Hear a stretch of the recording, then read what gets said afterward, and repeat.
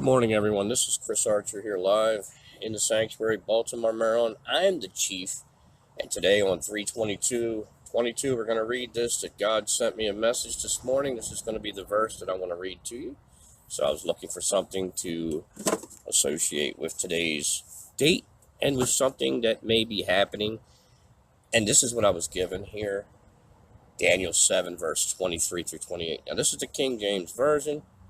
This is coming from the Israel Bible, the Hebrew Bible, okay?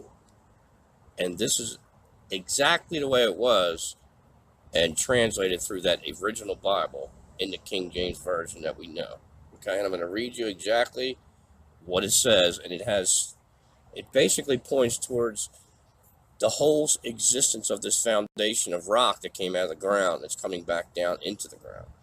And I told you about the tree of life. The tree of life was an actual physical tree. It wasn't just an anomaly or some kind of analogy or some kind of similarity or something to explain something, right, physically or symbolically. It was way more than that. It was actually exactly where you're from. Okay, so that tree of life comes back.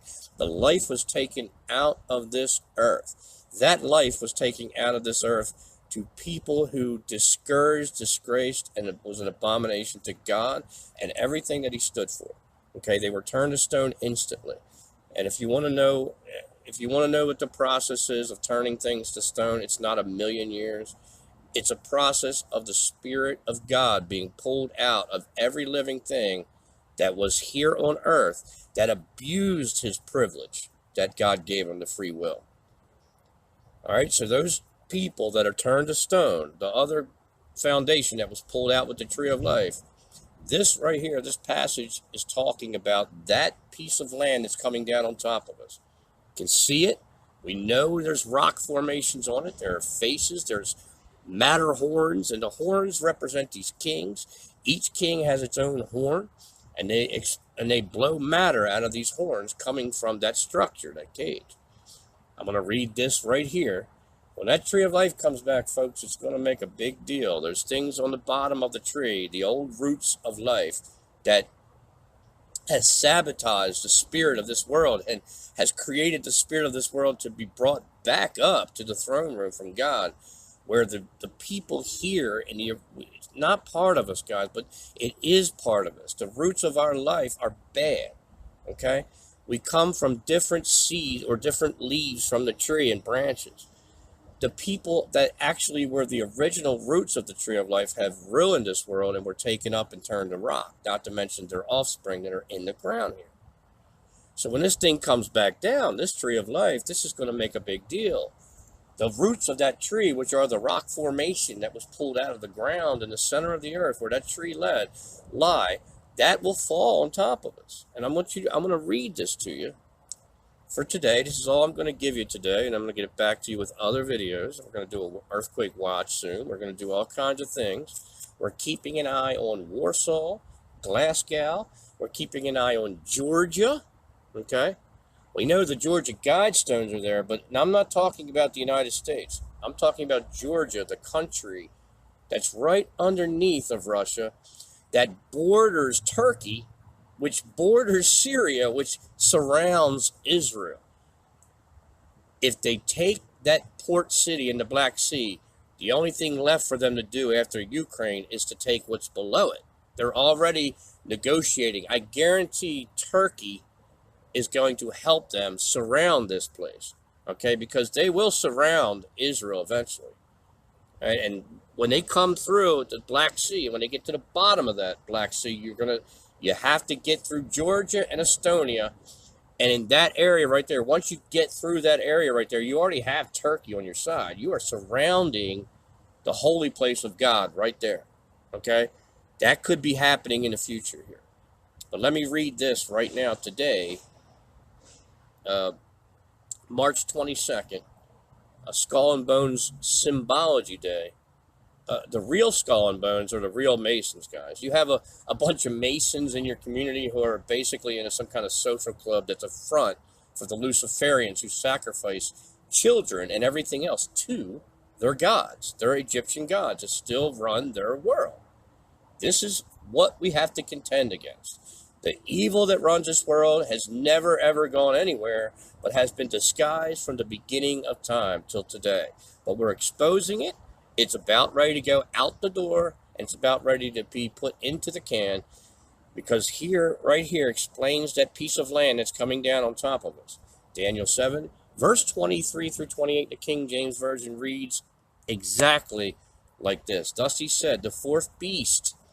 Yesterday, did he not give the speech? Biden gave the speech yesterday of the cyber attack, which actually happened at the same time in New York during the Apple outage or whatever it was. The fourth beast shall be the fourth kingdom upon earth. Got that? I'll say that again. Thus he said, the fourth beast. That big thing coming down is not just one thing. It's a beast system. It's a kingdom. Do you understand that that whole kingdom was pulled out of the ground because it was corrupting the earth? Okay? It corrupted this earth. It ruined it. We're living in a hell, in a hole of a tree that was revamped. And water came back over top of that when God pulled that tree out. All of these things happen in an instant. There's no scientific period of time that these things have come to fruition. It's something that God did. It's instantaneous. There is no science behind this. People still, to this day, who believe in God and believe all these things that we talk about, to this day still believe that science created this fossilization and these things to turn to stone and all the different vitrifications and the melting of the rock and all that came from God. It was instantaneous. There's no scientific process. There's never been a scientific process until someone created some fake science to explain away the power of God. Now let me get right through this and we're going to be finished. I hope this rings to you. I hope this comes and gives you some kind of maybe a revelation of something that you've been looking or thinking about, right? 23 through 28, Daniel 7, King James again. Thus he said, the fourth beast shall be the fourth kingdom upon earth, which shall be diverse from all kingdom. This kingdom is none like any other kingdom, okay? And shall, when it comes down, shall devour the whole earth, and shall tread it down and break it in pieces, okay? That whole land that came out of the center of the earth that created the big hole that we live in, that is not an earth, that is basically, I would call this purgatory. This is a testing ground for your soul, okay? It is. And listen to this part, 24, and the 10 horns out of the kingdom. What are the horns, guys? How many times I got to show you that the matter horns are part of the face of the king that's coming back? It's on that rock formation. You can see it up there. And the 10 horns of this kingdom are 10 kings that shall arise. Another shall rise after them. That's 11. And he shall be diverse from the first. And he shall subdue 3 kings, okay, on earth. And he shall speak great words against the Most High, our Father in heaven, an abomination right there, and shall wear out the saints of the Most High. Guys, don't listen to these people who are going to come here on this earth and tell you that they've got all the answers and they've got the reasons and they've got everything. You will be deceived if you're not with the Most High. And the Most High is the reason why he is the Most High, because he's more high than anyone else. And there's a reason for that. And think to change times and laws. There we go. Did anyone see the commercial about the Constitution where they rip it apart? Larry David and the rest of his little fake Jew club, the little comedy club, you know, the ones that did Seinfeld, all had a little skit where they ripped apart the Constitution. That Constitution never meant anything. It was a front to give you some kind of sense of security that you actually belong to a system that actually is real and works for you. But the real system works for them, not for you. That's a fake front that we actually have rights in this world, because we don't have a damn right in this. If you knew who ran this world, the principalities of evil, you knew you had no right. As a child of God, you were their enemy. The more you call out to God, the worse they feel about that. Guys, it's time. You got to be careful, because there's going to be a time where the devil gets down and dirty and goes after God's children real hard like. and deceptive. You got to stay focused on this. You can't allow your neighbor to go astray. You have to stay focused on that light and that determination that you are the child of God. You're already accepted into his system. You accepted the blood that he was sacrificed, that his son sacrificed. You accept the Holy Spirit who translates and keeps the Spirit of God inside of you. When you talk and you talk through God and the Spirit, that's what comes out. There's your translation. When you speak to God, no matter what the words are, the translation comes from the intention of your heart, which holds your soul behind it. There's a separation right there. Everything in your body has to be separated physically from spiritually.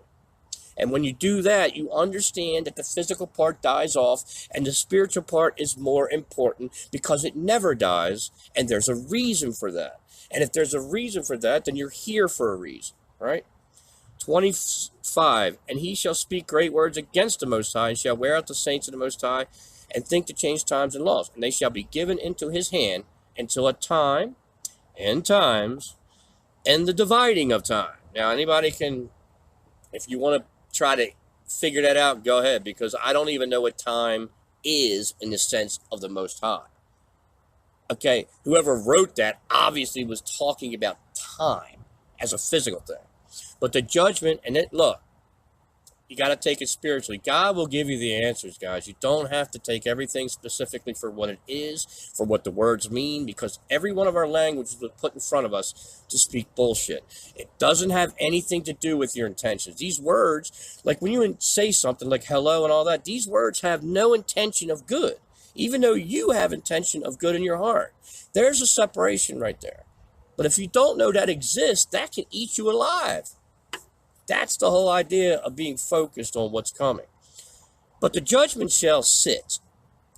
It's not going to waver. The judgment that God has already made on these people, I don't care how happy they look and how in control they are. The physical part of this world will die off. Do you understand? You're not physical. Your soul is more spiritual. You're nothing more than the spirit of what God created. If God is not physical, then you are really not physical. What's real about you? So when your body dies, you don't go with that. That's not where you want to live. You don't want to be that way. You don't want to be that way. But the judgment shall sit, and they shall take away his dominion, right? His home, his place, his dwelling, to consume and to destroy it unto the end, which is this earth. And that's where the devil dwells, guys. And all that will be destroyed. And the kingdom and dominion and the greatness of the kingdom under the whole heaven, which is right underneath of it, shall be given to the people of the saints of the Most High. So that's going to come back down, destroy the old earth, and bring in the new earth for the people of God, the children of God. Whoever dwells in this world and lives by the body in this world will die. Whose kingdom is an everlasting kingdom, and all dominions shall serve and obey him. Hitherto is the end of the matter. As for me, Daniel, my cogitations much troubled me, and my countenance changed in me, but I kept the matter in my heart. Boom! Separating the spirit from the body. God bless you all. This is the Chief. I'll be back to you real soon with more beautiful sky edits, which unbelievable stuff that's coming out of here lately. The machine is so close to us, guys. The whole kingdom, the whole piece of land is coming down on top of us. The whole cage, everything is going to be destroyed that's physical. That's why we have to change ourselves. We have to change the way we look at things, not through the eyes of the physical body, but through the eyes of the Lord. That's how we look at it. We're sinners here. You're never not going to be a sinner here when you're in this body. One day you will be free of all that stress and sin. So as for sinning, and you get discouraged and you think you're going to hell, did you not accept Jesus Christ? Did he not tell you it wasn't of any works or anything that you did on the earth? Didn't that ring true to you? Doesn't that make you feel like you have to accept and separate your spirit from the body if the body doesn't exist after 80 years? It does to me. So keep the matter in your heart, but keep your heart separated from your soul, the physical part. All right? God bless you all. This is the Chief. We'll talk to you soon.